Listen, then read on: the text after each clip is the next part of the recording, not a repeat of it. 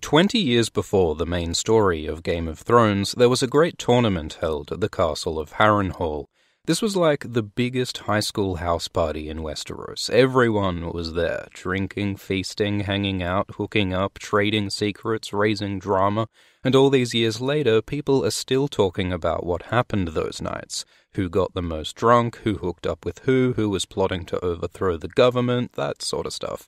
We don't know the details of much that happened because we only learn of the tourney through memory and rumour, but we do hear one mysterious story about the Night of the Laughing Tree.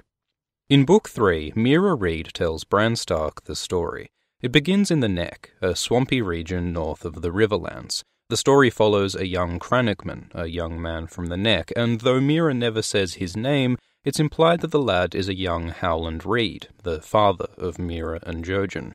From his home in the Neck, Howland travelled south to the Isle of Faces, an island in the Riverlands sacred to the Old Gods, and inhabited by a mysterious people called the Green Men. Howland stayed there through winter, and when he left, he came to the castle of Harrenhal, where the great tournament was beginning. Meera lists some of the people who were there, and again she doesn't say their names, but we can figure them out by their titles and heraldry. There's the king, Aerys Targaryen, with his son the Dragon Prince, Rhaegar, because all this takes place before Robert's Rebellion, when the Targaryens still ruled Westeros. There are the White Swords, the Kingsguard, who'd come to welcome a new brother to their ranks. A young Jaime Lannister was about to join the Kingsguard. The Stormlord, Robert Baratheon, was there, and the Rose Lord, Mace Tyrell, but the great Lion of the Rock, Tywin Lannister, didn't come. He was angry with Aerys for taking Jaime into the Kingsguard, and for refusing to marry Rhaegar to Cersei. Rhaegar instead married Elia Martell. She's here as well. So the young Howland from the Neck saw all these important people at this great castle, the knights and banners, the food and laughter, and he was excited to be a part of it. But as he was walking across a field, enjoying the day and harming none, he was attacked by 3 young squires. There's a lot of racism against the crannogmen of the Neck. People call them mudmen and frog-eaters. The squires believed that this was their world, and the crannogman Howland had no right to be there. So they hit him and kicked him and cursed him until he was saved by a she-wolf, Lyanna Stark. Lyanna drove off the squires with a blunted sword and took Howland back to her tent to treat his wounds. There, Howland met Lyanna's brothers, the wild wolf Brandon Stark, who dies before Robert's Rebellion so he isn't in the show, and the quiet wolf Eddard Stark, and the pup Benjen Stark. They're all teenagers back then. Brandon's about 19, Ned was 18, Lyanna about 15, and Benjen about 14. Howland was 16 or so. Lyanna insisted that Howland come and sit with the Starks at the feast, so that night he ate and drank with the Northmen, and took in the sights of the feast. He saw Prince Rhaegar sing a song so sad that it made Lyanna cry, and this is the first mention of a connection between these two. And he saw a maid with laughing purple eyes, a Ashara Dane, dance with a Kingsguard, and with Oberyn Martell, and Jon Connington, and with Ned Stark, after Ned got Brandon to ask Ashara for the dance because Ned was too shy. There are rumours of a relationship between Ned and Ashara. Some say that Ned got Ashara pregnant, others think it might have been Brandon. But whoever it was, a year later, Ashara had a stillborn child, and her brother Arthur was killed by Ned and Howland, and Ashara committed suicide, so we might never know the truth. Later at the feast, Howland spotted the squires who attacked him, and saw they each served a knight, one of House Hay, one of House Blunt, and one of House Frey. The Starks suggested that Howland should win back his honour by beating the knights in the tournament, but Howland wasn't much good at riding and jousting and thought he'd just make a fool of himself. That night he went out by the lake and looked to the Isle of Faces and prayed to the old gods of the north. Later at the tournament, the knights of Hay, Blunt, and Frey did well in the jousting, but late one afternoon a new challenger appeared, a mystery knight with his name and face hidden, identified only by a weirwood tree with a laughing face painted on the shield. This Knight of the Laughing Tree challenged the Hay, Blunt, and Frey knights, and defeated each of them at jousting. He gave them back their horses and armour only after the knights punished the squires for having attacked Howland Reed, and so the crannogman's honour was restored, and all the crowd cheered for the mystery knight. King Aerys, though, was not a fan. Aerys was mad and paranoid, and he saw the Tree Knight as his enemy, so he sent his son Rhaegar to find out who the Tree Knight was, but apparently all they ever found was the knight's painted shield hanging in a tree. And so the story of the Knight of the Laughing Tree ends with a mystery. Who was the knight? The story leads us to believe that the knight was Howland Reed, and Howland would fit some of the details we're given about the knight. The knight's said to be short of stature, and Howland was small, and the knight is clad in ill-fitting armour made up of bits and pieces, as Howland would have been if he had to scrounge armour together to compete. But we're also told pretty clearly that Howland isn't good at riding and jousting. He feared he'd make a fool of himself if he entered the tourney. In the story, Meera suggests that the Old Gods, or the Green Men of the Isle, heard Howland's prayers by the lake and gave strength to his arm so he could win back his honour, which is nice enough for a fairy tale. But Game of Thrones isn't the sort of world where the weak can beat the strong just by being righteous and brave and believing in themselves. Littlefinger learned that in his duel with Brandon Stark. As for the Old Gods, they really don't seem to be the benevolent divine intervention sort of type. They're more into blood sacrifice, all that heavy Old Testament sort of shit. Would they really bother answering the prayers of a teenager who wants to win a joust? That just isn't consistent with what we've seen of gods and magic in this series. The other important reason why the knight probably isn't Howland is because Bran tells us that he thinks the knight is Howland. What sort of mystery is that, if we're immediately given the right answer? Usually the way mysteries work in this series is that we're given an obvious answer at first, like that Jon Snow is the bastard son of Ned Stark, or that Jon Arryn was poisoned by the Lannisters, but later we find out that the truth is something more complex, that Jon Snow is actually Lyanna Stark's son, and that Jon Arryn was actually poisoned by Lysa for Littlefinger. So what's the deeper, more complex truth to the mystery of the Knight of the Laughing Tree? When Meera tells this story, Jojen seems really surprised that Bran hasn't already heard the tale from his father Ned. This may suggest that Ned, or someone close to him, was the Mystery Knight.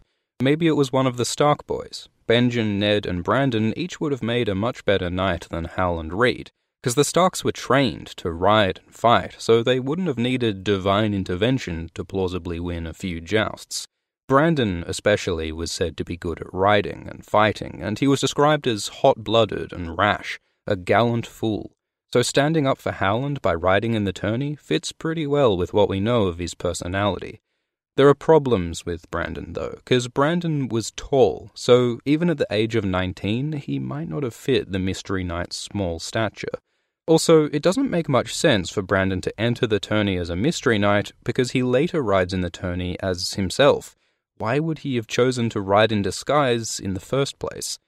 So another possibility is Ned. He was younger and shorter than Brandon, so he might fit the knight's small stature.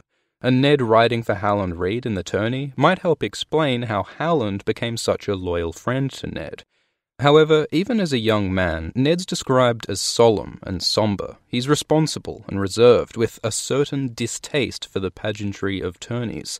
Joining in a joust as a mystery knight with a shield of a laughing tree is not exactly Ned's style. He's not so showy and theatrical, so Ned just isn't a great fit for the Knight of the Laughing Tree either. Maybe it was Benjen. Benjen was 14 or younger then, so he'd fit the knight's short stature, and Benjen was the one to offer Howland armor and a horse to ride in the tourney, so he was enthusiastic about someone competing. But on the other hand, at 14 years of age, Ben was very young, and there's no suggestion in the text that he was particularly good at riding or fighting or jousting, so he doesn't seem a very likely knight either. All three Stark boys could maybe be the Tree Knight, but none are very convincing. A more likely answer to this mystery is Lyanna Stark.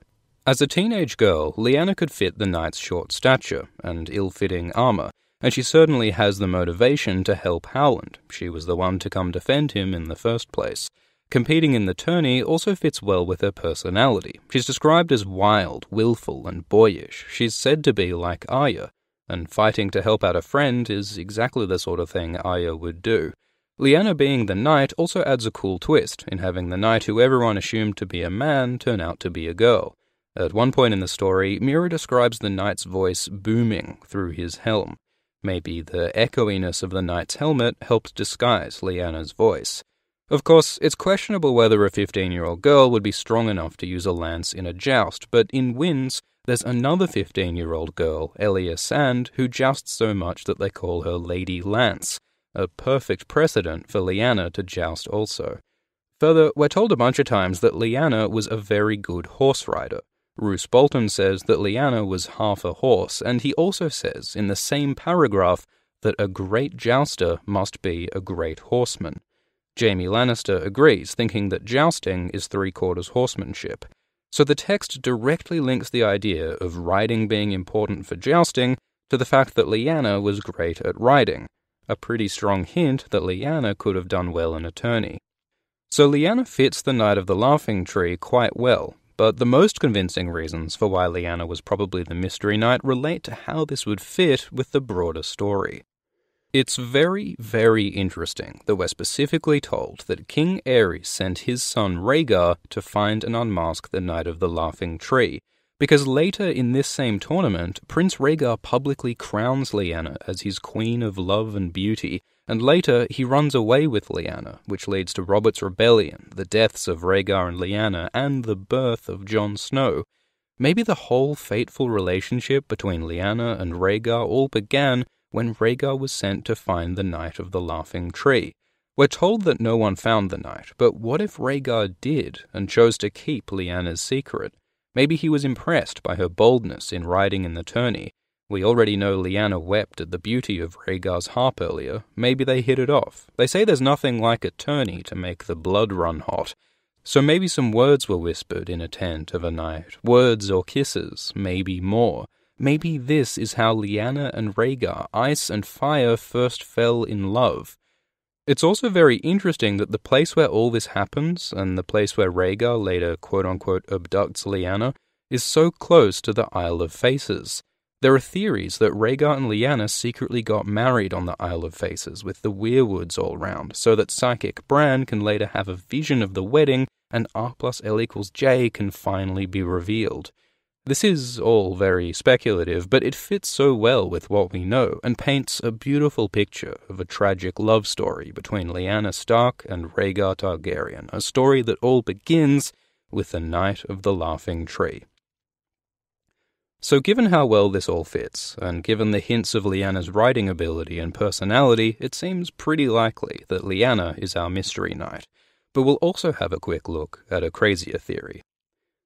As we saw in Season 6, Bran Stark's green sight tree magic psychic powers can lead to some pretty wacky timey-wimey shenanigans, like when he broke the mind of Hodor by reaching through his past self to make the Hodor of the present hold the door. Some fans believe that something similar could have happened with the Knight of the Laughing Tree, that when Howland prayed to the old gods, Bran answers his prayers from the future by warging into past Howland, taking the identity of the Mystery Knight, with a weirwood on his shield, and using some manner of old god's magic to win the jousts and restore Howland's honor. This fits with some of the talk of magic mentioned in Meera's story, but it also gives Bran the chance to be something he's always dreamed of being, a knight. After Meera tells the story of the Tree Knight, Bran thinks that he'd love to be a knight for a day. A day would be enough, he thinks. Maybe with the magic of the old gods, he got that one day at the tourney of Harrenhal. So yeah, the magic time travel theories are kind of ridiculous, but it has happened before, and these ideas can have some nice thematic resonance. Though at the end of the day, it was probably Lyanna. We'll talk more about Lyanna and Rhaegar before Season 7 arrives, but you might like to go back and watch the Season 6 Episode 10 video. Rhaegar and Lyanna and Jon are explained about 14 minutes in. Thanks for watching this video. As ever, these theories and ideas mostly come from the Game of Thrones fan community. Go check out Westeros.org and the subreddits. Thanks to the translators for translating captions, thanks to the Miko for use of his art, and thanks to the patrons who make Old Shift X possible, including Paige Marcus Stewart, Natalie Wu, Jason Gray Jr., Walt Mayfield, and History of Westeros, a podcast you should all go check out. There's a link below. Cheers.